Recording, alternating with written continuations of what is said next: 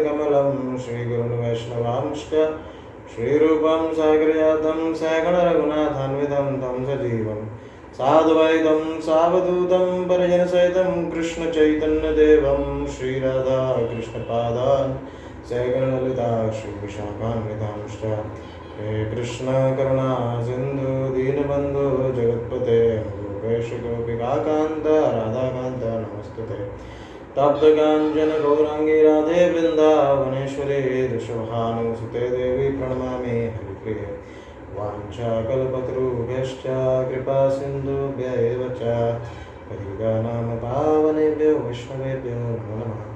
जय श्री कृष्ण चैतन्य प्रभु Nityanand Shri Advaita Gadadhar श्रीवासादि भक्तवृंद।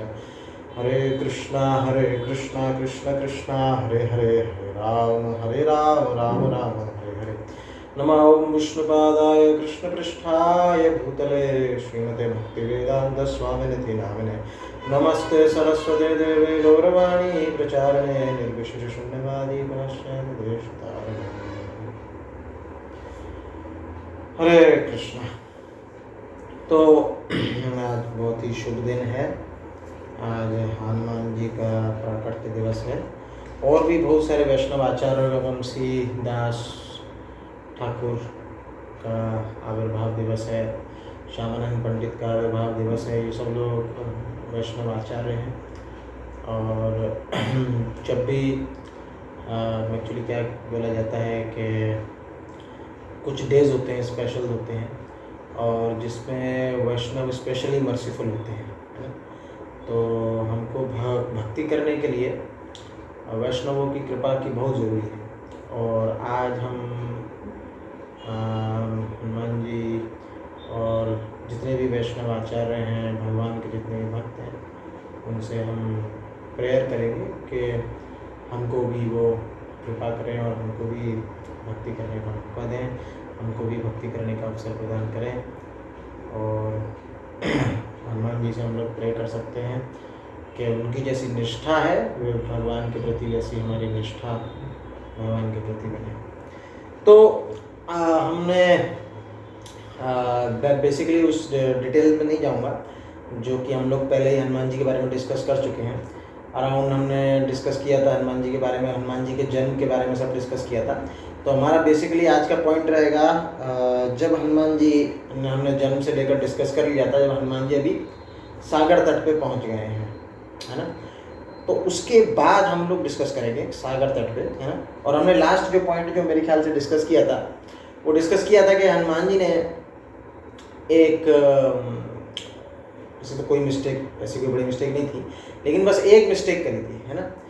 Last point ये था जो हमने पिछले बार लगभग मेरे ख्याल से 2-3 हफ्ते पहले डिस्कस किया था, है ना। तो रामनवमी की सीरीज़ पहली क्लासेस चल रही थी, तो सबसे पहले हमने हनुमान जी के लिए, जो हनुमान जी के बारे में डिस्कस किया था। उसके बाद भरत जी के बारे में और फिर कुछ भगवान राम की कुछ लीलाओं के बारे में डिस्कस किया था। तो हनुमान जी, है ना, द मोस्ट, है ना, बोलते हैं आज के समय में लोग फिक्टिशियस हीरोज़ का ज़माना है, तो फिक्टिशियस हीरोज़ को लोग ज़्यादा मानते हैं, है ना। तो ये मानव जीवन, मानव में एक तरीके की ऐसी इच्छाएं हैं कि नहीं भाई उनका कोई एक हीरो होना चाहिए, सुपर हीरो होना चाहिए और उसमें कोई बंदिश नहीं होनी चाहिए, है ना। तो इसलिए वो क्या है, अपने इमेजिनेटिव कैरेक्टर्स बनाते हैं, है ना। सुपरमैन, ही मैन, स्पाइडरमैन, है ना। और उनमें स्पेशल क्या है कि उनमें नॉर्मल ह्यूमन बीइंग से ज़्यादा एबिलिटीज़ होती है ना। लेकिन पर एक्चुअली क्या है, ये फिक्टिशियस है, ऐसा हो नहीं सकता, ठीक है ना। लेकिन पर भक्ति में सब कुछ हो सकता है। तो हनुमान जी भी जीव तत्व, एक तरीके से जीव, बट वो जब लिविंग एंटिटी भगवान के द्वारा स्पेशली एम्पावर्ड हो जाता है तो he can perform miracles. Practically Hanuman ji ने पहाड़ उठाए, so he can perform miracles. So that is the lesson that we can learn from him. ये सिर्फ त्रेता युग की ही बात नहीं है, इवन इस्कॉन में श्रील प्रभुपाद, है ना, उनको भी उनके गुरु की आज्ञा थी कि जाके पाश्चात्य देशों में, है ना, सनातन धर्म का प्रचार करो, भगवत शिक्षाओं का प्रचार करो। श्रील प्रभुपाद 70 ईयर्स की आयु में कार्गो शिप से गए थे और उनके पास कुछ पैसा नहीं था, कुछ नहीं था। और आज हम देखते हैं कि ऑलमोस्ट 1000 टेम्पल्स हैं इस्कॉन के, श्रील प्रभुपाद ने अपने 10 साल में, है ना, उसके लास्ट जीवन में 11 साल जो थे, उन्होंने पूरे वर्ल्ड में लगभग 14 टाइम्स एनसर्कलिंग किया, है ना। तो आज का जो टॉपिक है हमारा जंप ऑफ हनुमान, है ना। तो Srila Prabhupada encircled 14 times this globe, और within this small 11 years he built 108 temples all around the world. So that is the power, है ना। ये जस्ट श्रील प्रभुपाद की बात मैं कर रहा हूँ, जो कि ये 70 के दशक की बात है। तो इफ दिस कैन हैपन, है ना, हमने अभी आसपास का ही एग्जाम्पल है, if such miracles can happen, है ना, तो व्हाट इज द क्या बोलेंगे हनुमान जी के बारे में, what miracles he has done. तो हम लोग चलते हैं लास्ट में, हम लोग हनुमान जी कहाँ है, वहाँ पहुँच चुके हैं, तट पे पहुँच चुके हैं, और अभी क्या है, तट पर पहुँच गए हैं, और अभी सभी वानर लोग अभी देख रहे हैं, अभी संपाति से उनको पता चल गया है कि माता सीता लंका में है ना। और अभी क्या है, ये जो पूरा एक लगभग ग्रुप है जो सुग्रीव ने सदर्न बाउंड्रीज में सर्च करने के लिए भेजा था माता सीता को, तो इस ग्रुप के लीडर थे अंगद, है ना। तो अब वहाँ पे पूछा जा रहा है कि एक्चुअली क्या है वो, जो अब एक्चुअली दूरी है 100 योजन, 1 योजन मतलब 8 miles, so it is 800 miles, the distance is 800 miles, and but who will cross, कौन इतनी जंप लगाएगा, कौन इतनी छलांग लगाएगा, है ना। तो जामवंत जी, द मोस्ट सीनियर पर्सन, है ना, उनसे पूछा गया कि नहीं भाई आप क्या कुछ बताइए। सब लोग हताश थे, कोई बोल रहा था, सब लोग पूछ रहे थे, अंगद ने पूछा बताओ भाई तुम कितने छलांग लगा सकते हो। कोई बंदर बोला मैं लगा सकता हूँ 10 मील, कोई बोलता था मैं लगा सकता हूँ 30 योजन, कोई बोलता मैं 40 योजन, और तो ऐसे करके सब बोले। अंगद ने बोला मैं 100 योजन लगा सकता हूँ, लेकिन अगर मैं वापस आऊँगा नहीं आ पाऊँगा, इसका कोई वो नहीं है। अच्छा वापस क्यों नहीं आ पाएगा, देखा ना, ऐसे अंगद व्यक्ति जैसे उससे वापस क्यों नहीं आ पाते, जा सकते तो वापस क्यों नहीं आ सकते।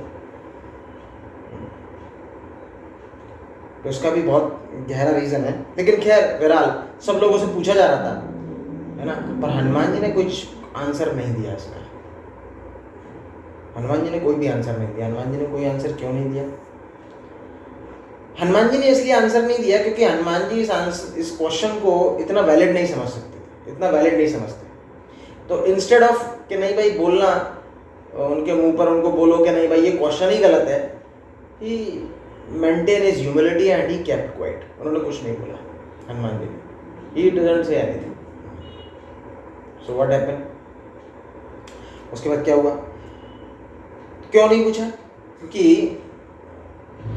हनुमान जी का ये सोचना है, हनुमान जी का ये बोलना है कि जो तीर है, जो एक धनुष होता है, धनुष के साथ में एक तीर होता है, बो एंड एरो कितना दूर जाएगा, ये एरो से पूछने से कोई मतलब नहीं है ना। इट डिपेंड्स, जो तीर चालक है, जो तीर चलाता है ना, जो आर्चर है प्रैक्टिकली, ये उसकी स्ट्रेंथ पे डिपेंड करता है ना। तो हनुमान जी कहना चाह रहे हैं कि मैं तो इंस्ट्रूमेंट हूं, एक एरो हूं, है ना। मैं कितना कूदूंगा, मैं कितना छलांग लगाऊंगा, ये तो भगवान राम पे निर्भर करता है। I am simply an arrow, that's what it is like that. तो इससे हम ये शिक्षा ले सकते हैं कि एक्चुअली क्या है, जब भी हम लोग भगवान के कार्य कुछ करने जाते हैं, सेवा करने जाते हैं, तो हमको अपने आप को निमित्त मात्र समझना चाहिए। यही टीचिंग भगवान अर्जुन को, कृष्णा अर्जुन को भगवद गीता में बता रहे 11th चैप्टर में कि तुम निमित्त मात्र हो, you are only a instrument, and I am using it, and मैं तुमको यूज कर रहा हूं इन सब का संहार करने के लिए बोल रहा हूँ। तो the best we can do, हम लोगों का बेस्ट, एक जो हम लोग जीव का बेस्ट तब हो सकता है जब वो अपने आप को भगवान के हाथ का इंस्ट्रूमेंट समझे। That is the best thing, है ना। तो हनुमान जी अपने एग्जाम्पल्स बता रहे हैं। जामवंत जी भी बोले कि नहीं भाई, मैं, उनका भी एक हिस्ट्री था। जामवंत जी ऐसा नहीं त्रेता युग में ही आए थे, नहीं, वो बहुत बहुत सालों, बहुत युगों पहले से थे। इवन सतयुग के भी पहले, और पता नहीं कौन से सतयुग के, बहुत पहले के सतयुग के थे वो। उस सतयुग के नहीं थे, उससे भी पहले और बहुत सारे जितने भी सतयुग आए उससे बहुत पहले के सतयुग के थे। तो Jamwant is very, is having a very good age. और उस समय जामवंत जी बताते थे, आपने सुना होगा, वामन देव जी के बारे में सुना होगा, उन्होंने बलि महाराज से 3 पग धरती मांगी थी, तो पूरा एक पग में पूरा आकाश ले लिया, एक पग में पूरा धरती ले लिया, है ना। तो उस समय वामन देव, उस समय ये जामवंत जी उस समय थे। तो उन्होंने जब देखा भगवान ने इतना अपना बड़ा आकार कर लिया, तो उन्होंने 21 परिक्रमा कर ली। अब सोचिए, ये 100 योजन तो कुछ भी नहीं है, उन्होंने भगवान की 21 परिक्रमा कर ली थी। तो वामन देव जी बता रहे थे, जब मैं यंग था तो मैंने 21 टाइम्स परिक्रमा कर ली थी, ठीक है ना। अब वामन जी क्या करते हैं, हनुमान जी को याद दिलाते हैं, है ना। हमने जब first part of Hanuman ji के बारे में जब डिस्कस किया था, तो हमने बात किया था कि हनुमान जी को कर्ज मिला था एक सेज से, है ना, कि वो ये अपनी शक्ति भूल जाएंगे, लेकिन पर जब कोई याद दिलाए, इनको याद दिलाएगा तो इनको याद आएगा। तो अब जामवंत जी उनको याद दिला रहे हैं उनकी शक्ति, ठीक है ना। तो शायद शक्ति, अब इस पॉइंट से, फ्रॉम दिस पॉइंट, है ना, Hanuman ji will become a hero of Ramayana, he will become a hero, real hero of Ramayana. लेकिन हनुमान जी के लिए जो हीरो रहे वो जामवंत जी रहे। तो इससे हम एक चीज देखते हैं कि आज की दुनिया में क्या है, कि लोग क्या सोचते हैं कि मैं सक्सेसफुल नहीं हो पाता तो मैं किसी दूसरे को भी सक्सेसफुल नहीं होने दूं, है ना। जामवंत जी बूढ़े हो गए थे, है ना। सब लोग बोल रहे कि नहीं, मैं 10 मील कूदूंगा, मैं 50 मील कूदूंगा, कोई एश्योरेंस नहीं देता कि नहीं भाई मैं प्रोजेक्ट को सक्सेसफुली कंप्लीट करके वापस आ सकता हूँ। कोई एश्योरेंस नहीं दे रहा था कि मैं ये कार्य पूरा कर सकता हूँ, है ना।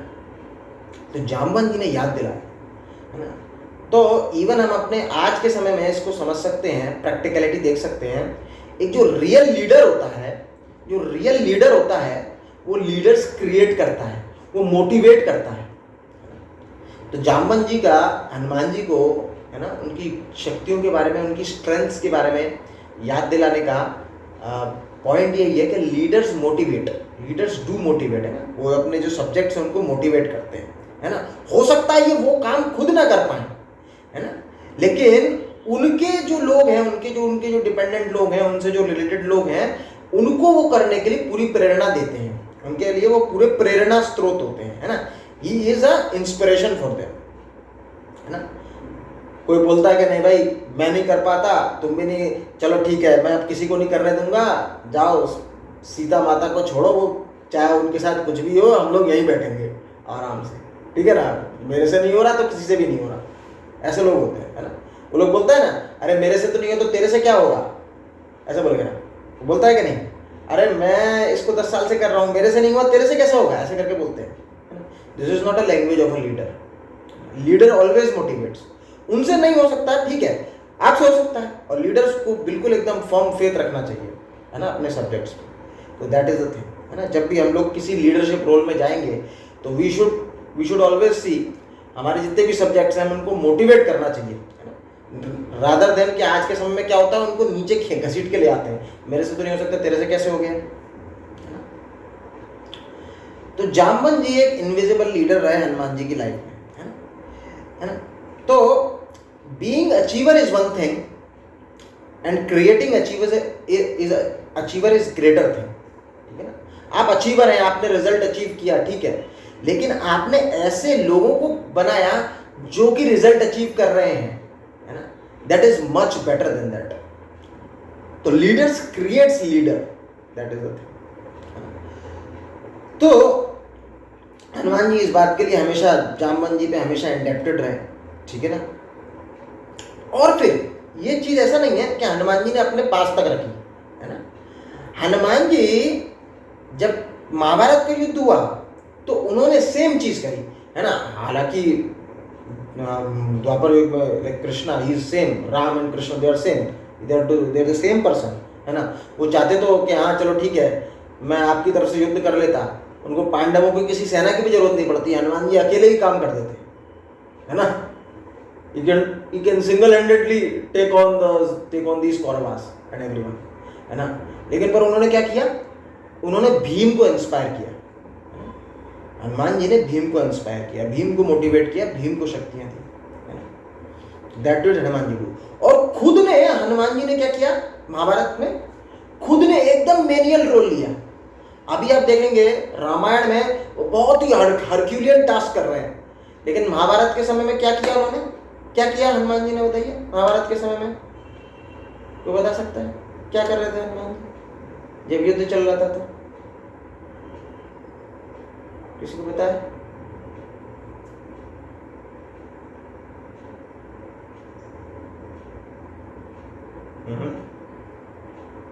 हाँ, ध्वज, उसमें ध्वज में थे। अर्जुन का जो रथ था उसके ध्वज में थे, है ना, वो उसकी प्रोटेक्शन कर रहे थे। सोचिए, वो बोले कोई बहुत ही ज्यादा जिसकी बड़ा अहंकार है वो ऐसे बोलेंगे, अरे मैं हनुमान, मैंने इतना बड़ा काम किया, अकेले ही लंका जला दी, और मेरे को सिर्फ इतना छोटा काम दे रहे हो कि मेरे छत पे रह के रक्षा करो। हाँ? नहीं, कोई अहंकार नहीं है भगवान के भक्तों में, कोई अहंकार नहीं है, ठीक है ना। वो अगर हरक्यूलियन बहुत ही ऐसा टास्क होगा, क्रूशियल टास्क होगा तो वो भी करेंगे, और छोटा टास्क होगा उसको भी उतनी सीरियसनेस के साथ करेंगे, है ना। उनके लिए इसमें कोई डिफरेंस नहीं है ना। क्यों नहीं है डिफरेंस? जो मैंने पहला कंसेप्ट बताया, वो अपने आप को भगवान का इंस्ट्रूमेंट समझते हैं। अगर भगवान चाहेंगे उस इंस्ट्रूमेंट से बहुत सारे बड़े कार्य करवा लेंगे, और भगवान चाहेंगे उस इंस्ट्रूमेंट से सिर्फ एक झंडे पे उनको बैठा देंगे। That is the thing. And devotee is always satisfied, है ना, in serving the Lord, है ना। Whatever the service may be, service कुछ भी हो, that becomes indifferent, ठीक है ना। तो फिर हनुमान जी को याद आया, और हनुमान जी का आकार बहुत बढ़ गया, और वहां पे था एक महेंद्र पर्वत था, है ना। वो महेंद्र पर्वत बहुत ऊंचा था, और हनुमान जी का आकार इतना हो गया कि वो 3 स्टेप्स में महेंद्र पर्वत पे चढ़ गए, है ना। अब यहां से सुंदरकांड चालू होने वाला है। सुंदरकांड का ये पॉइंट है, सुंदरकांड सिर्फ 2 दिन का है पूरे रामायण में, है ना। जो बाल कांड है वो 12 साल का है, अयोध्या कांड है वो आपका 16 साल का है ना। फिर आपका आरण्य कांड है वो 10 वर्ष का है ना। किष्किंधा कांड है वो 4 वर्ष का है, युद्ध कांड है वो 7 दिन का है, ठीक है। लेकिन बस, और फिर उसके बाद आपका युद्ध कांड है, फिर उत्तर कांड है, ऐसे करके बाद में है जो आता है ना। लेकिन सुंदर कांड सिर्फ 2 दिन का है, सिर्फ 2 दिन के लिए एक कांड बनाया, बताइए सुनिए, तो इसमें मतलब कितनी सारी शिक्षाएं होंगी, है ना। सुंदर कांड क्यों है, इसको सुंदर कांड क्यों कहते हैं? सुंदर कांड इसलिए कहते हैं क्योंकि मैंने रीजन बताया था, इसमें भगवान राम के कैरेक्टरिस्टिक्स के बारे में समझा जाता है, भक्ति की शक्ति के बारे में जाना जाता है, भक्ति की शक्ति वो कितनी सुंदर है ये समझ में आता है ना। और हनुमान जी का एक जो बचपन का नाम है वो सुंदर है तो इसलिए सुंदर कांड है, ठीक है। तो अब जब हनुमान जी, है ना, ने प्रेशराइज करके महेंद्र पर्वत को इतने जोर से वो कूदे, महेंद्र पर्वत स्क्वीज हो गया।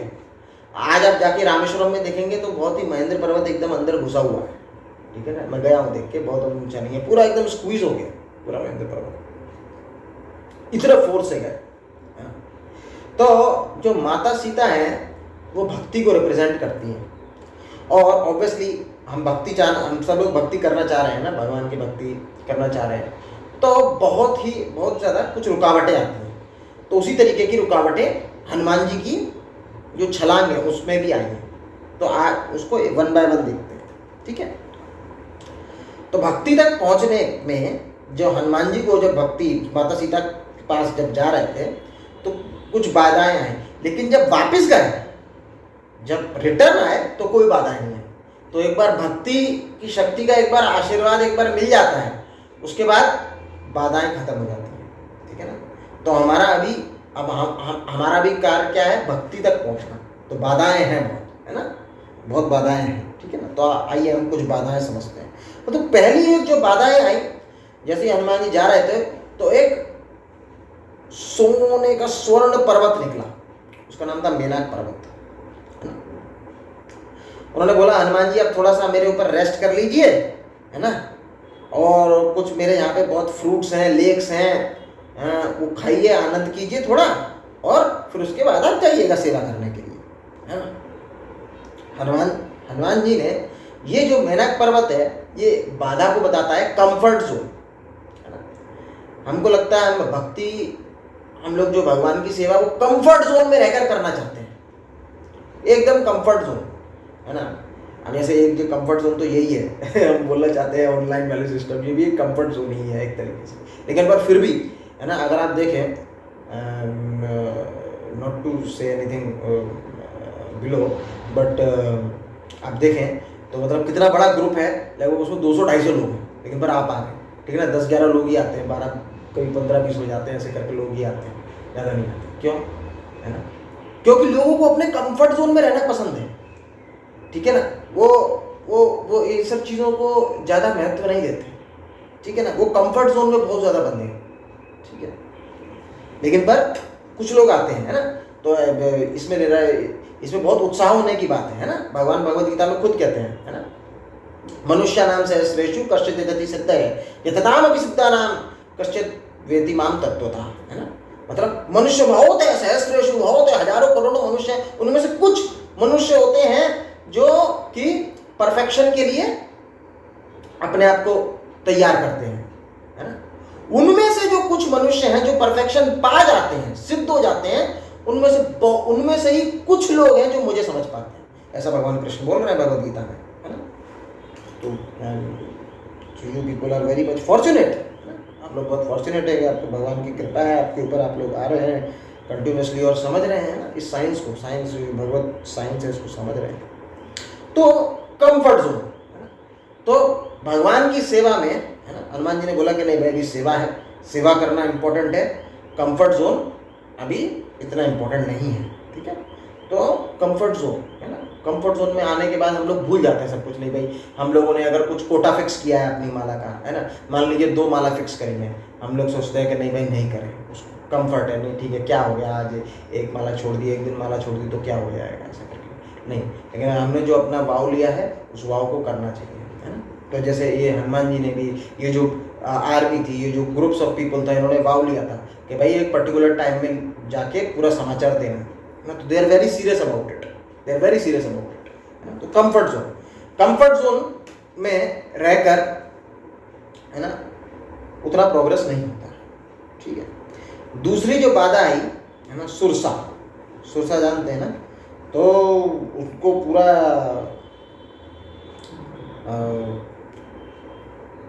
वरदान था ब्रह्मा जी का, ठीक है ना, कि कोई भी उनको पार करके नहीं जा सकता, ठीक है ना, और किसी को भी जाना है तो उनको उसके मुंह के अंदर होके ही जाना पड़ेगा, है ना। मतलब मुंह के अंदर का मतलब है वो ऑब्वियसली खाएंगे उनको, यही मतलब है उनका, जो भी मुंह में अंदर जाएगा तो मतलब पेट में जाएगा, दैट इज द पॉइंट। तो है ना, और लांग के नहीं जा सकता, है ना। तो इस जो वरदान को हनुमान जी ने कैसे टेक केयर किया, है ना, कैसे टेक केयर किया, इसको अपनी बुद्धि से टेक केयर किया, है ना। तो कहने का मतलब है हमको अपनी बुद्धि लगानी चाहिए, ऐसा नहीं है कि हम लोग डिस्क्रिमिनेटिव मेंटालिटी छोड़ दें, है ना। हमको जजमेंटल नहीं होना चाहिए, लेकिन पर डिस्क्रिमिनेशन रहना चाहिए, ठीक है ना। क्या सही है क्या गलत है उसके लिए मेरा डिस्क्रिमिनेशन रहना चाहिए। तो हनुमान जी ने अपना इंटेलिजेंस लगाया इसमें, क्या लगाया वो, और उसने अपना मुंह और बड़ा किया, हनुमान जी ने अपना साइज और बड़ा किया, फिर उसने अपना मुंह और बड़ा किया, हनुमान जी ने अपना साइज और बड़ा किया, है ना, फिर और बड़ा कर लिया, और बड़ा कर लिया, ऐसे करके हनुमान जी ने भी और बड़ा कर लिया, है ना। फिर तो ये चीज़ क्या हो रही है, स्पर्धा हो रही है, स्पर्धा, कॉम्पिटिशन हो रहा है ना। तो कॉम्पिटिटिव मेंटेलिटी, है ना, भक्ति में ज़्यादा काम नहीं आती, है ना। हमको लगता है कि नहीं भाई कोई भक्त है, कभी कभार भक्तों के बीच में कॉम्पिटिटिवनेस ज़्यादा फीलिंग आ जाती है ना, कि ये हमसे अच्छी सेवा कर रहा है ना, या फिर ये बहुत अच्छी ज़्यादा माला कर रहा है ना। तो उसको देखकर, है ना, उससे कुछ ईर्ष्या डेवलप करते हैं हम लोग, है ना, और अपने आप को ज़्यादा बड़ा दिखाते हैं, दैट इज़ द पॉइंट, है ना। कॉम्पिटिटिव, अपने आप को ज़्यादा बड़ा दिखाना, है ना। तो इसको अपने बुद्धि से हमको देखना चाहिए। बुद्धि से क्या मतलब है, ये कंपटीशन वाली फीलिंग में है ना, भक्ति में जो कंपटीशन वाली फीलिंग में है, इसमें रहने से टाइम वेस्ट होगा, है ना। तो हनुमान तो क्या करो, छोटे हो जाओ। That's what Hanuman ji did. Hanuman ji एकदम से छोटे हो गए, उसके मुंह में अंदर चले गए और बाहर भी आ गए। That is the thing. तो उन्होंने बिल्कुल भी कोई टाइम ज़्यादा वेस्ट नहीं किया, है ना। तो मेन फोकस है you do what your service is towards the Lord, है ना, एंड इग्नोर द कॉम्पिटिटिवनेस, है ना, इन भक्ति। तो ये चीज़ था, ठीक है ना। तो ये दूसरी बाधाओं को डील किया, ठीक है ना। फिर आई तीसरी बाधा, सिंहिका नाम की राक्षसी थी, है ना। तो हनुमान जी बहुत ऊंचा उड़ रहे थे और उनका जो छाया था, शैडो पार्ट था, वो पड़ता था आपका इस पे समुद्र पे। और सिंहिका के पास एक शक्ति थी कि वो किसी भी जो भी है छाया पकड़ के उसको नीचे खींच लेती थी, है ना। तो जनरली छाया क्या होता है, हम लोगों का जो भी जिसका भी जो छाया होता है वो डार्क पार्ट होता है ना, it is a dark part. हम लोग वो छाया जो होती है वो जो डार्क होती है। तो ऐसे लोग जो आपके अंदर का डार्कनेस देख के आपको नीचे खींचते हैं, ऐसे लोग एनवियस, इनको बोलते हैं एनवियस, ईर्ष्यालु लोग बोलते हैं, है ना। आपके अंदर की अच्छाई नहीं देखेंगे, लेकिन आपके अंदर एक छोटी सी कोई चीज देखेंगे कि हाँ ये गलती है, और फिर उसका बतंगड़ बना के वो लोग कोशिश करेंगे, yes Tanmay, whatever you can do, we are not binding anyone, yes Tanmay. तो उसको क्या करते हैं, वो उसको नीचे खींचते हैं। ये उनका मतलब गलत कैरेक्टरिस्टिक होता है ना। ये उसको ईर्ष्यालु लोग बोलते हैं। तो ईर्ष्या का कोई भी इलाज नहीं है ना। हम एंगर को भगवान की सर्विस में लगा सकते हैं, जैसे हनुमान जी है ना, वो क्या है, जो राक्षसों पे एंगर करेंगे, है ना, उनको मारेंगे, वो सब चीज़ करेंगे। तो एंगर, इवन अर्जुन भी जब महाभारत में युद्ध कर रहे थे तो he is using his anger, है ना। एंगर को भगवान की सर्विस में लगा सकते हैं, ग्रीड, लोभ, सब चीज़ को भगवान की सर्विस में लगा सकते हैं, लेकिन बस ईर्ष्या को नहीं लगा सकते आप भगवान की सेवा में। बाकी सारे जितने भी हमारे अनर्थ हैं उनको आप भगवान की सेवा में डबडेल कर सकते हैं। आपके अंदर लोभ है तो लोभ बनाइए भगवान के प्रसाद के लिए, है ना, भगवान से भक्तों के संग के लिए, भगवान से नाम करने के लिए, है ना, भक्ति के लिए लोभ बनाइए, तो उससे आपका लोभ है वो पॉजिटिव हो जाएगा, ठीक है ना। एंगर है, एंगर का यूटिलाइज कीजिए। कैसे? एंगर को अपने ऊपर यूज मत होने दीजिए, एंगर का यूज कीजिए। एंगर का यूज कैसे? ऐसे लोगों पे जो कि भगवान के अगेंस्ट हैं, ना, एनिमिकल लोग हैं, उनके अगेंस्ट में। तो ऐसे करने से एंगर प्यूरिफाइड हो जाता है। लेकिन पर ईर्ष्या प्यूरिफाइड नहीं हो सकती, इसको तो मारना ही पड़ता है, इसको तो खत्म ही करना पड़ेगा, है ना। तो ईर्ष्या का कोई ये नहीं है कि नहीं भी आप उसको भगवान की सेवा में लग नहीं सकती। ईर्ष्या ऐसी चीज है।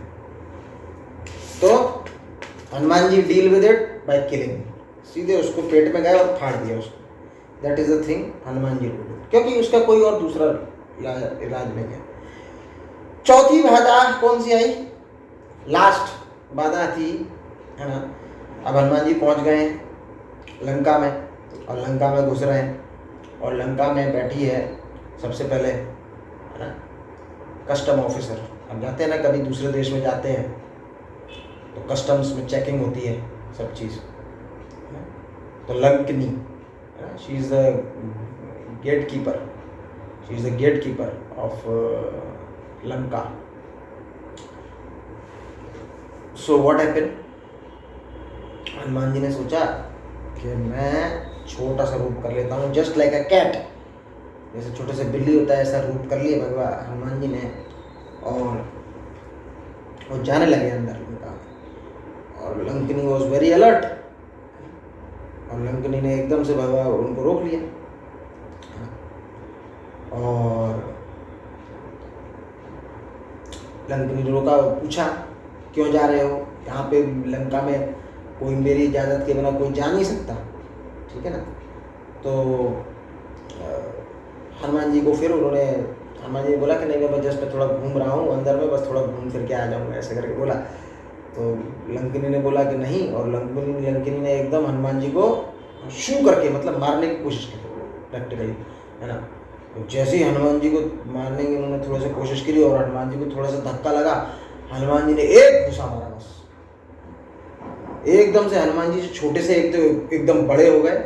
मतलब सीन ऐसा है उसमें कि जो छोटे से हनुमान जी थे तो उन्होंने सोचा कि नहीं मैं इसको अभी अपने पैरों से मसल देती हूँ, या फिर उनके पास जो उनका शस्त्र था उससे काट देती हूँ उसको, है ना। तो वो शस्त्र तो हनुमान जी में लगा नहीं, और हनुमान जी उस समय बहुत छोटे थे, एकदम जस्ट छोटे, जितना बिल्ली होता है, बिल्ली का बच्चा ऐसे करके थे। और फिर एकदम से हनुमान जी इतने बड़े हो गए कि जो हनुमान जी का जो घुटना था, है ना, वो अब उसकी हाइट पे आ रहा था। तो इतने बड़े हो गए और हनुमान जी ने एक घुसा मारा उसको, ठीक है ना। तो इनको भी एक्चुअली क्या है, ब्रह्मा जी का शाप था ये। एक्चुअली क्या लंकनी थी, ये भी एक गेट कीपर थी, है ना, ब्रह्मा जी के उसमें कोर्ट में। और ये क्या है, सभी को रोक देती थी, ठीक है ना। तो बड़ी ही प्राइड फीलिंग होती थी, बड़ी प्राउड, इनके अंदर बहुत प्राइड था। तो ब्रह्मा जी ने नोटिस किया कि तुम्हारे अंदर प्राइड बहुत बढ़ रहा है, तो एक काम करो, तुम एक्चुअली ऐसे लोगों के साथ रहो जहाँ पे जिन लोगों का प्राइड तुमसे भी ज़्यादा है ना, और तुम उनके गेट कीपर बनो। तो मतलब सोचिए क्या, मतलब एक जो व्यक्ति बहुत ज़्यादा प्राउड फील करता है, उसको गेट कीपर बना दिया ऐसे लोगों का जो कि और उससे भी ज़्यादा और ज़्यादा प्राउड है। तो लंका में वैसे ही लोग हैं, राक्षस, है ना, वो अपने आप को सुपीरियर समझते हैं सबसे ज़्यादा, है ना। जैसे उनका एक कैरेक्टरिस्टिक है, वो ये सोचते हैं कि नहीं हमसे कोई सुपीरियर नहीं है। तो वहाँ से तुम्हारा ऐसे ऐसे करके रहने से वहाँ पे तुम्हारा प्यूरिफिकेशन होगा। और जब एक बंदर, है ना, जब एक वानर आके जिस दिन तुमको मारेगा, है ना, और तुम्हारा सर अगर घूमने लगे उसके एक घूसे से, तो समझ जाना लंका का विनाश का समय आ चुका है ना। तो लंकनी क्या है, प्रॉपर्टी और ओपिनियंस और माइंडसेट से अटैचमेंट को दर्शाती है ना। ये मेरा है, यहाँ से नहीं जा सकते हैं, ठीक है ना, ये ऐसा मेरा मत है, ऐसे होना चाहिए, मेरे हिसाब से होना चाहिए, है ना। लंकनी इस माइंडसेट को मतलब दर्शाती है। तो इसका भी इलाज हो गया, ठीक है ना। तो अब हनुमान जी ने मतलब क्या किया कि हनुमान जी का जो घुसा था वो एक तरीके से क्या था, हनुमान जी प्योर डिवोटी हैं और लंकनी एक नॉन डिवोटी है ना। तो बताते हैं कि क्या है, ये सत्संग का प्रभाव है ना। हनुमान जी का एक घुसा हुआ और उनको सारा का सारा समझ में आ गया कि नहीं भाई, अभी उनकी सारी मेंटेलिटी पूरी चेंज हो गई, है ना। मतलब एक आचार्य बताते हैं कि घुसा मारा और सारा का सारा भगवद गीता उसमें डाउनलोड हो गया। ठीक है ना। तो ये प्रभाव होता है सत्संग का, एक शुद्ध भक्त का प्रभाव, शुद्ध भक्त के संग का प्रभाव ऐसा होता है पॉजिटिव में कि हम लोगों को भी, जो भी व्यक्ति उनका शुद्ध भक्तों का संग करता है, तो उनको उनके आंखों से जितने भी जो पर्दे होते हैं ना, जो माया के पर्दे होते हैं, वो सब हट जाते हैं, है ना। और उनको रियल एज इट इज, है ना, चीज़ें दिखाई दिखने लग जाती है ना। ऐसी चैतन्य चरितामृत में श्लोक आता है, साधु संग सर्व शास्त्र का लाभ मात्र साधु संग सर्व शुद्धि होए, है ना। तो सारे शास्त्र कह रहे हैं कि थोड़े से समय का साधु संग से आपको बहुत सिद्धि मिल सकती है। सिद्धि मतलब perfect means you can become a devotee, है ना, just as very small association of devotees. तो फाइनली, है ना, आप सीता माता की सर्च करते करते ये लास्ट मतलब डेज में ही चल रहे थे, ऑलमोस्ट 30 डेज, है ना। 1 महीने का टाइम दिया था और ये 30 डेज वाला ही टाइम बस होने ही वाला था, लाइक दैट, है ना। हनुमान जी अंदर पहुंच गए, ढूंढ रहे हैं, ठीक है ना, ढूंढ रहे हैं, नहीं मिल रहे, है ना। अच्छा, हनुमान जी अंदर कैसे पहुंचे? हनुमान जी एक तो फिर जब लंकनी को एक घुसा मार के उसका उद्धार कर दिया, जब लंकनी का, और उसको अपने सत्संग के प्रभाव से पूरा सुधार दिया और वो ब्रह्मलोक वापस चली गई, तो हनुमान जी ने फिर अब गेट से नहीं जा रहे, अब गेट से नहीं गए हनुमान जी, अब बाउंड्री से गए। जो बाउंड्री थी, बाउंड्री पे कूदे और बाउंड्री से नीचे कूदे, और उन्होंने अपना सबसे पहला बायां पैर उन्होंने रखा लंका में, लेफ्ट लेग रखा, है ना। तो हनुमान जी एक तो गेट से नहीं गए, गेट से जाने का मतलब ये है कि बताते हैं कि नहीं भाई, वो किसी अच्छे मानसिकता से आ रहा है। अच्छे मानसिकता मतलब आपका अच्छा करने आ रहा है, जिसके भी घर में घुस रहे हैं, तो ऑब्वियसली तो हनुमान जी ने इनऑस्पिशियसनेस क्रिएट करने की कोशिश की लंका में, है ना। कैसे, एक तो सबसे पहले उन्होंने अपना लेफ्ट लेग रखा और गेट से नहीं गए, है ना। तो पहले ही इनऑस्पिशियसनेस वो घुसे, तो उनका पूरा टारगेट था कि नहीं भाई इनऑस्पिशियस करके ही यहाँ पे लंका में करके ही जाना है, कुछ विनाश उपद्रव करके ही जाना है। तो he has his motto set. और दूसरा था वो गेट से नहीं घुसे, बालकनी मतलब जो आपका बाउंड्री था बाउंड्री से गए। तो इसका मतलब जो अतिथि लोग होते हैं वो जनरली बाउंड्री से नहीं आते। आपके घर में जो भी अगर कोई बहुत ही सदर आदर सत्कार के लोग हैं, बहुत अच्छा स्वभाव है, उनको आप बाउंड्री से अंदर नहीं घुसाएंगे, गेट से ही घुसाएंगे। तो Hanuman ji gives a clear indication that what is going to happen next for the Lanka. It is going to be very inauspicious for them, है ना, अशुभ होने वाला लंका के लोगों के साथ। फिर उन्होंने पूरा रात ढूंढा, इधर उधर ढूंढा, लेकिन पर माता सीता नहीं मिली। फिर उन्होंने याद आया कि माता सीता भक्ति को रिप्रेजेंट करती हैं, और उन्होंने प्रार्थना नहीं करी, है ना। बहुत हताश हो गए थे हनुमान जी घूमते, लेकिन पर नहीं मिल रही थी सीता माता। तो उन्होंने फिर बहुत प्रार्थना करी, माता सीता प्रार्थना करी, और प्रार्थना करके वो कि फिर उनको जिस डायरेक्शन में प्रार्थना कर रहे थे वहीं पर से कुछ जो राक्षसी हैं उनका कुछ आवाज़ सुनाई दिया, और हनुमान जी की नज़र वहाँ गई। वहाँ पे हनुमान जी ने देखा एक बहुत सुंदर स्त्री है, उसको चारों तरफ से राक्षसियाँ घेरे हुई हैं, और उसको डरा रही हैं, धमका रही हैं, उसको मार डालने की धमकी दे रही है, ऐसा कुछ करके। और हनुमान जी फिर धीरे पेड़ों पे एक डाल से दूसरी डाल से तीसरी डाल, ऐसे पहुँचते उस अशोक वाटिका में जहाँ पर माता सीता हैं, उस वाले पेड़ के ऊपर पहुँच गए, सीधे वहाँ पर पहुँच गए। और फिर जब वो राक्षसी चली गई तो माता सीता क्या करने लगी, उन्होंने देखा कि ऊपर पेड़ पे एक जो बड़ा सा मोटा सा टहनी है, माता सीता के बाल बहुत बड़े थे, है ना। तो उन्होंने क्या किया, वो उस पर अपना बाल ऐसे बांध के अपना सुसाइड करने वाली थी, ऐसा। ये इस टाइम पे हनुमान जी पहुँचे थे, है ना। तो अभी आप यहाँ पे देखिए हनुमान जी की कितनी सेंसिटिविटी है। अभी हनुमान जी एकदम से अगर वहाँ पे चले जाएं, तो क्योंकि लंका का जिस तरीके का माहौल है, माता सीता को लगेगा कि नहीं भाई ये भी कोई रावण के द्वारा भेजा हुआ है ना, तो वो तो एकदम से सुसाइड कर लेंगी। तो दिस इज कॉल्ड एकदम सेंसिटिविटी। हनुमान जी कितने सेंसिटिव है ना, छोटे से छोटे इशू को भी कितना सेंसिटिवली देख रहे हैं कि मेरा ये एक्शन अगर मैं करूंगा तो उसका क्या रिजल्ट होगा, अगर ये करूंगा तो उसका क्या रिजल्ट होगा, ये हनुमान जी देख रहे हैं। That is the thing. तो यानी कि मतलब एक्शन करने से पहले सोचना चाहिए, है ना। सेंसिटिविटी के मतलब मेरे एक्शन से सामने वाले के ऊपर क्या प्रभाव पड़ेगा, ये चीज हनुमान जी सिखा रहे हैं, है ना। हम लोग कई बार बस अपने से मतलब रखते हैं और एक्शन कर देते हैं।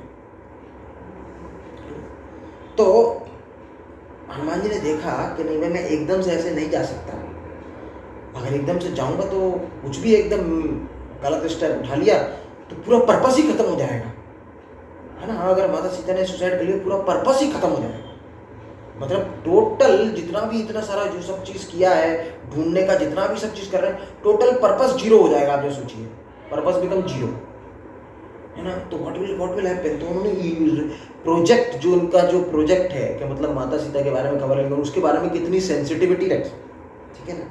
तो फिर क्या किया हनुमान जी ने,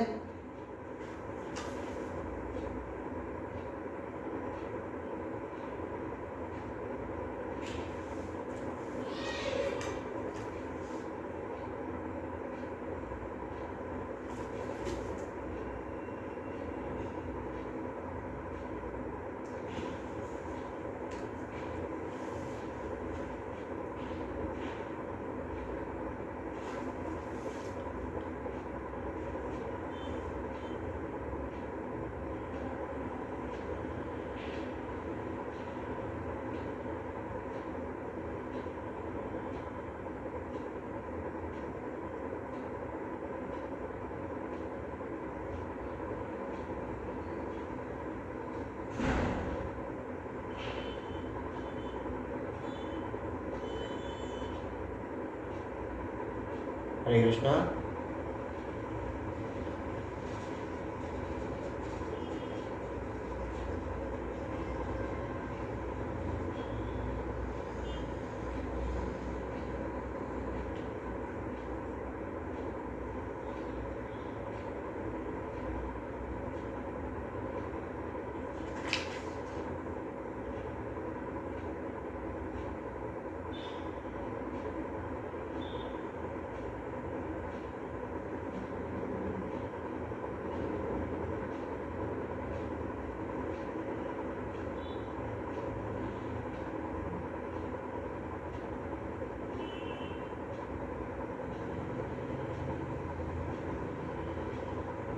हरे कृष्णा।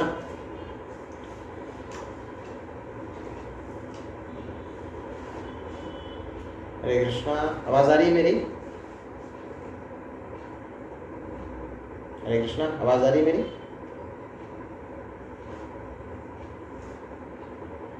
हरे Krishna, I am audible?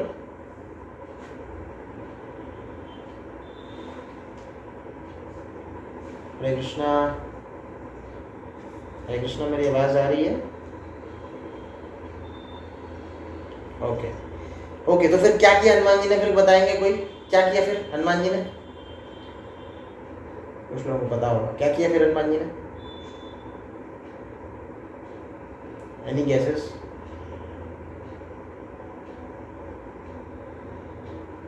No. वो देने के लिए तो उनको सामने आना पड़ेगा ना। जैसे आप सोचिए कि कोई सुसाइड कर रहा है सामने, आपके सामने, ठीक है ना, और वो आपको जानता नहीं है, आप अंगूठी तो तब दोगे ना जब से पहले उसके सामने आओगे। वो सामने क्या तोड़ दिया? तो उससे क्या हुआ? ना ना ना ना ना ना, डाल को नहीं तोड़ा, नहीं नहीं, ऐसा नहीं किया था। डाल को नहीं तोड़ा। डाल को तोड़ेगा तो फिर विश्वास नहीं आएगा। आप सोचिए कि अभी उनका कॉन्फिडेंस जीतना है और वो एकदम से सामने नहीं जा सकते। आप सोचिए कि कोई सुसाइड कर रहा है, ठीक है ना, आपको पता है, अभी उसने आपको देखा नहीं है, वो सुसाइड कर रहा है अभी सामने से, आप सुसाइड कर ही लेगा, ठीक है ना। और लंका का ऐसा एटमॉस्फेयर है कि वहां पे हर तरीके के लोग हैं जो कि क्या है, अपना भेष बदल सकते हैं। रावण कई बार भेष बदल कर आया है उनके पास, ठीक है। जैसे ही आप उनके पास कुछ भी जाएंगे, तो एक तो वो यही समझेगी कि अरे ये रावण आ गया, कुछ आ गया, ऐसे कुछ करके एकदम से चलो जल्दी से सुसाइड कर लो, इससे पहले ये रोके। वो सुनेगा ही नहीं एकदम, ठीक है ना। दूसरा पॉइंट, जब आप बोले डाल तोड़े, चलो मान लो आपने डाल तोड़ भी दी, ठीक है ना, लेकिन आपको विश्वास नहीं जीत पाएंगे एकदम से, है ना, एकदम से विश्वास नहीं जीत पाएंगे। मतलब आपकी आइडेंटिटी क्या है, वो तो फिर भी एक तरीके का रावण वाला ही काम रहेगा, क्योंकि क्या है, रावण भी एक तरीके से क्या, वो चाहता नहीं था माता सीता को मारना, ठीक है ना। That will be the last thing for him to do, है ना। तो that is not the thing. किया क्या, वाकई में क्या किया हनुमान जी ने? फिर कॉन्फिडेंस लेने के लिए क्या किया हनुमान जी ने? तो बताना चाहेगा? और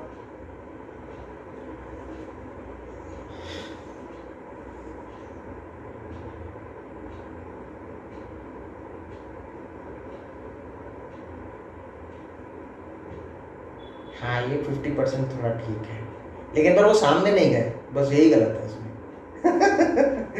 हाँ, दैट इज द थिंग। तो अभी आप थोड़ा उसमें आए, कनेक्शन में आए, ठीक है। तो हनुमान जी छोटे से रूप में थे और वो एक पत्ते के पीछे छुप गए थे, है ना। वो छोटे थे और पत्ते के पीछे छुप गए थे, तो ऑब्वियसली माता सीता तो बिल्कुल भी समझ नहीं पा रही थी कि नहीं, देख नहीं पाएंगे, सीधी सीधी बात है। हनुमान जी ने रामायण कहना चालू किया। रामायण मतलब राम कथा, रामायण, वो कहना चालू किया, है ना।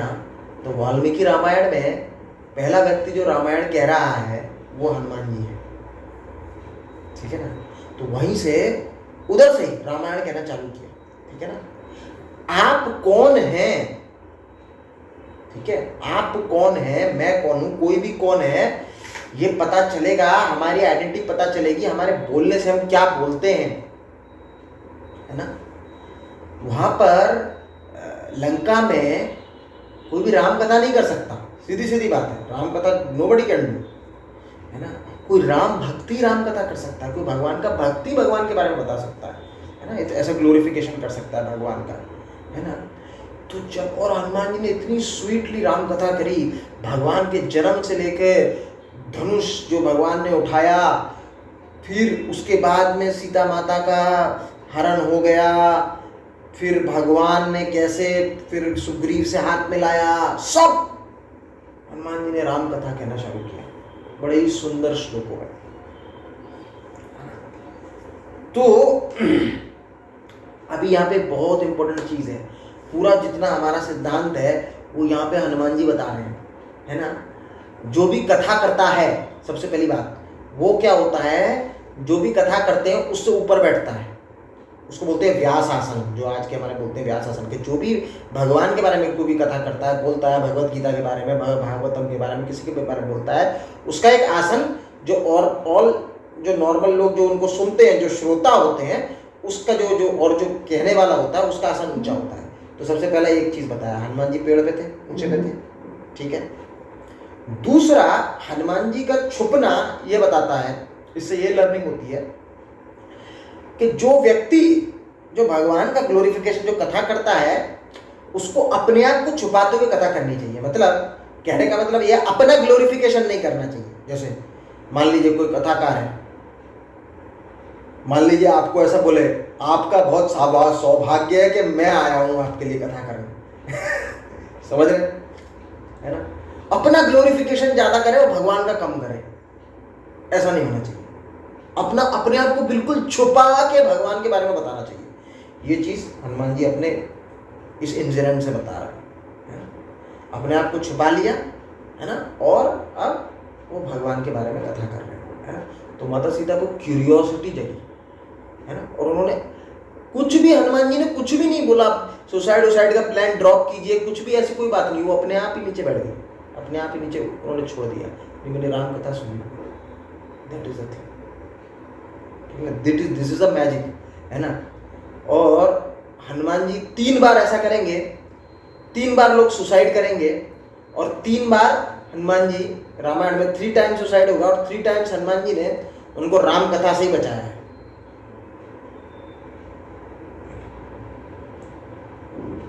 ना। एक और कोई एक और सुसाइड है, एक सुसाइड आता है भरत जी का।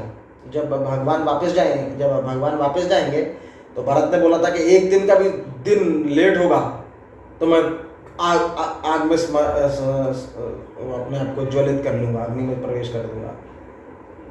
तो ऐसे ही एकदम सेम इंसिडेंट में हनुमान जी पहुंचे, है ना, और वहां पर वो राम कथा करी। और तीसरा जो दूसरा सिचुएशन, पहला सिचुएशन ये था, ये सीता माता को जो सुसाइड बचाने का दूसरा सुसाइड सिचुएशन था। तीसरा था भरत महाराज को जो बचाने का, है ना। और तो उन्होंने राम कथा करी।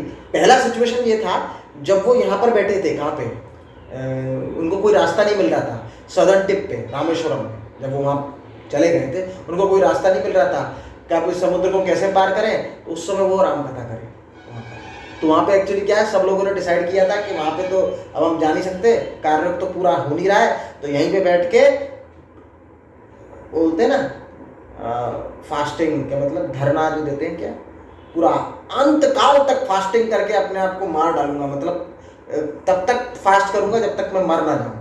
वैसा वाला फास्टिंग, सुसाइड अटेम्प्ट करना वहाँ पे सब वानर लोग चालू कर दिए थे। फिर वहाँ पे हनुमान जी ने फिर से रामायण कथा करी। तो 3 बार हनुमान जी का एक्सपीरियंस है ना। कि तो इससे हमको ये भी सोचना चाहिए, जब भी हम लोग कभी ऐसी सिचुएशन में आए, लाइफ में डिस्ट्रेस में आए, है ना, तो हम रामायण कथा कर सकते हैं, हम रामायण कर सकते हैं, भगवान का भगवत गीता श्लोक है, ये सब चीज़ पढ़ सकते हैं, शास्त्रों की तरफ मुड़ सकते हैं, भक्तों की लाइफ के बारे में जान सकते हैं। तो ये सब चीज़ करने से डेफिनेटली बहुत हेल्प मिलती है, बहुत हेल्प मिलती है। तो ये स्पीकर का क्या क्वालिफिकेशन है, वो भगवान को आगे रखता है, अपने आप को छिपाता है ना, अपनी बड़ाई नहीं करता, ठीक है ना। अब ये चीज अगर करते हैं तो श्रोताओं में डेस्परेशन हो जाती है कि ये कौन बोल रहा है, कौन इतनी अच्छी कथा कर रहा है, ठीक है ना, ऐसे करके। तो माता सीता के अंदर में अभी जो सुसाइड का ख्याल था वो चेंज हो गया डेस्परेशन में कि नहीं भाई, इस व्यक्ति से तो मिलना पड़ेगा, लंका में कोई कथा कर रहा है राम की इतनी सुंदर, है ना। तो फिर जब ये डेस्परेशन, जब ये क्यूरियोसिटी आई, उस समय हनुमान जी सामने आए, ठीक है ना। तो कितना सेंसिटिवली हनुमान जी ने देखी इशू को डील किया, है ना। एकदम से ऐसा कोई कदम नहीं ले लिया, है ना, कि एकदम से वो एकदम से गलत कदम उठा दें, या फिर बोला ना जैसे डाल तोड़ दें। तो डाल तोड़ देंगे तो कहने का मतलब है थोड़ा विश्वास टूटने वाली चीज हो जाती है कि नहीं भाई मैं कुछ करूंगा तो ये कुछ भी कर सकता है ना। जैसे सेवक है, एक सर्वेंट है, तो सर्वेंट हमेशा परमिशन लेकर ही कुछ करेगा।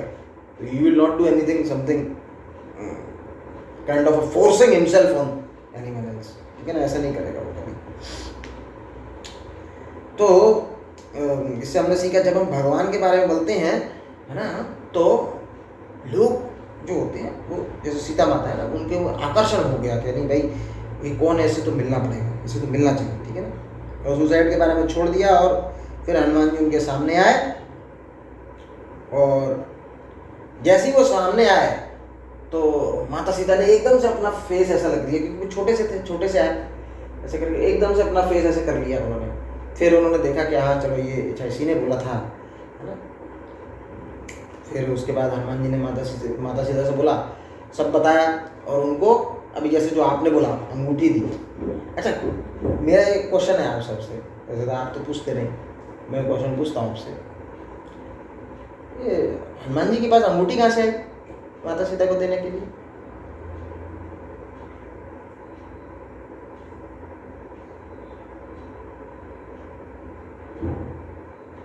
सही जवाब, ठीक है। हाँ हाँ, लेकिन पर राम जी तो वनवास में है ना, राम जी तो कोई आभूषण लेके तो आए नहीं थे, राम जी के पास अंगूठी कहाँ से आई? राम जी तो वनवास में थे ना, माता सीता को ही वो था कि नहीं भाई आप अपने आभूषण लेके जा सकती हैं, राम जी के पास तो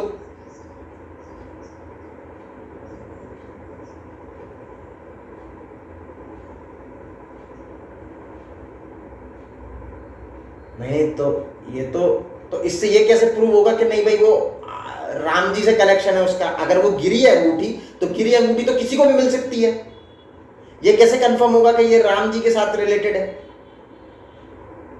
आप समझे मेरी बात? भरत गुप्ता, आप समझे? मान लीजिए मैंने कुछ गिरा दिया, ठीक है, वो भगवान राम को मिला, ये मेरे को कैसे कंफर्म्ड है?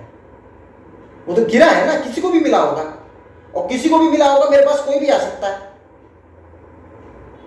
तो ये तो कोई चीज अगर गिरी है तो भगवान राम से उसका कनेक्शन कैसे होगा?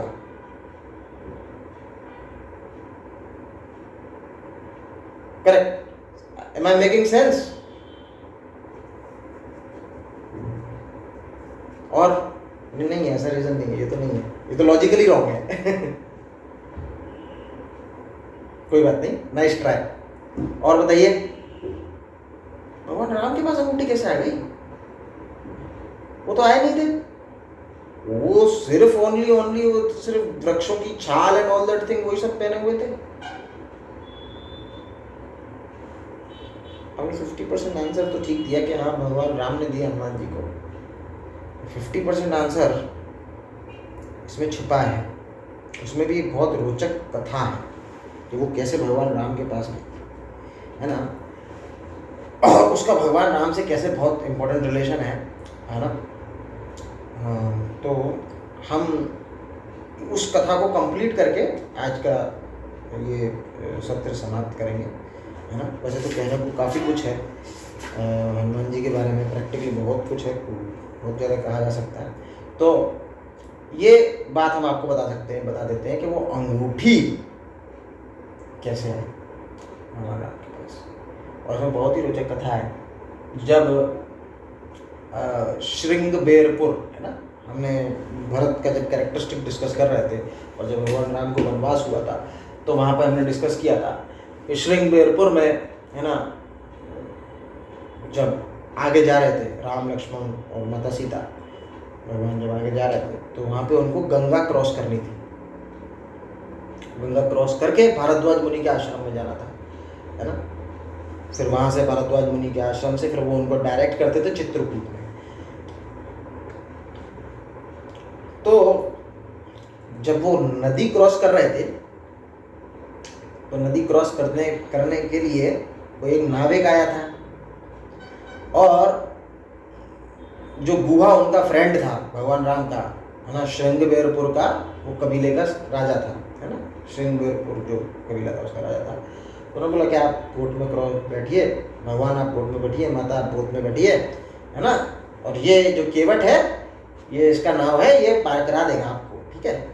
तो केवट ने क्या किया केवट ने कुछ किया, केवट ने आराम से बोट पर बैठा के पार करा दिया?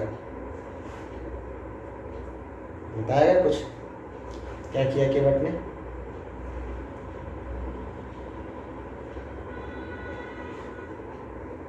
केवट ने बोला कि आपका जो ये तो भगवान राम है और इन्होंने, हमने सुना है कि इन्होंने एक बार एक शिला पे अपने चरण रखे तो वो स्त्री बन गई, है ना। अहिल्या जो स्त्री जिनको श्राप मिला था अपने पति गौतम ऋषि से, तो भगवान राम जब 12 वर्ष के थे तो उन्होंने उन पे पैर रखा और उनके श्राप पूरी मुक्त हो गई और वो एकदम पितृलोक जाकर चली गई, अपने पति धाम चली गई। तो बोले कि अगर ये मेरी बोट पे पैर रखेंगे तो वैसे भी मैं तो मैरिड हूँ और एक और स्त्री आ गई तो मेरे से एक स्त्री नहीं संभलेगी, एक और स्त्री आ गई तो स्त्री में झगड़ा हो जाएगा, कैसे संभालूंगा मैं, है ना। और ऊपर से मेरी जीविका और जाएगी, तो ये तो बड़ा इम्पॉसिबल टास्क है, मुश्किल है। तो क्या रास्ता है? फिर भगवान राम ने पूछा बताओ क्या रास्ता है, क्या करें। तो बोले ठीक है, हम एक काम करते हैं, आपके पैर धोएंगे, पैर धो के पिएंगे और फिर जब संतुष्ट हो जाएंगे कि हाँ आप जा सकते हैं तो फिर आप जाइएगा, कि हाँ हमको लगेगा कि कुछ गड़बड़ नहीं होगा तो आप जाइएगा। तो भगवान राम ने बोला ठीक है। तो केवट ने बड़ी चतुराई से ऐसा सिचुएशन क्रिएट कर लिया कि वो भगवान के पैर को धोकर पीने लगा, है ना। अब इसमें एक चीज़ था कि जब केवट पी रहा, जब भगवान के पैर वो गंगा जल से धो के अच्छे से पी रहा था, तो माता सीता की तरफ देख रहा था और माता सीता की तरफ ऐसे पी रहा था भगवान के पैर करके, और माता सीता की तरफ ऐसे करके देख के इशारे, मतलब एक तरीके से चिढ़ा रहा था माता सीता को। और माँ, है ना, सब लोग खुश थे, लेकिन माता सीता जो देख रही थी ना, वो उनमें थोड़ा सा हल्का सा जेलसी टाइप, ये ट्रांसेंडेंटल जेलसी, हमारे जैसा जेलसी नहीं है जैसे हम लोग जलते हैं, ये भी एकदम ट्रांसेंडेंटल है, ये भौतिक जगत का जेलसी नहीं है। माता सीता एकदम देख के, माता सीता बिल्कुल भी, उनके मुंह में स्माइल एकदम गायब थी माता सीता की। तो अब इसका क्या कारण है? तो इसका कारण, है ना, बहुत ही गुह्यतम इसमें पुराणों में बताया जाता है कि एक समय क्या हुआ था, जब भगवान नारायण श्वेतद्वीप पे थे और माता लक्ष्मी उनके, है ना, और वो शेषनाग पे लेटे हुए थे, और श्वेतद्वीप मतलब जो क्षीर सागर होता है उसमें ऑब्वियसली भगवान विष्णु, आपने देखा होगा ये पोज, भगवान विष्णु लेटे रहते हैं, तो लक्ष्मी जी भगवान के चरण दबाती हैं। तो उसी जो क्षीर सागर में होता है एक कछुआ था, वो कछुआ क्या, भगवान के जो चरण कमल है उनमें से इतनी दिव्य कांति निकलती है कि वो लगता है कि जैसे लोटस है ना। और नीचे से जो उसी पानी में, जिस पानी में भगवान मतलब जो शयन करते हैं, जो लेटे रहते हैं, उसी पानी में वो ऊपर गया, है ना, और भगवान के चरणों को लोटस समझ के वो ऊपर गया, है ना।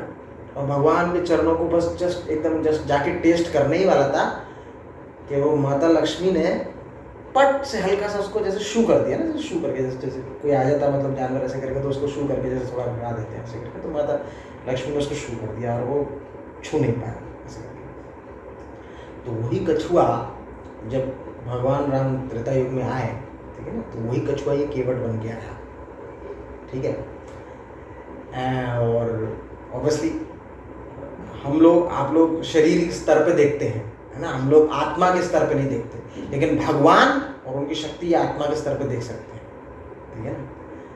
तो भगवान तो जानते हैं ये कौन था, केवट है, कौन था वो कछुआ है, वही टॉर्टोइस था ये, और माता लक्ष्मी भी जानती है ये वही टॉर्टोइस था। एक बार ये आया था, मैंने इसको शू कर दिया था, अब देखो ये मेरे सामने कितना भगवान के चरण पी रहा और मैं कुछ नहीं कर पा रही, ठीक है ना।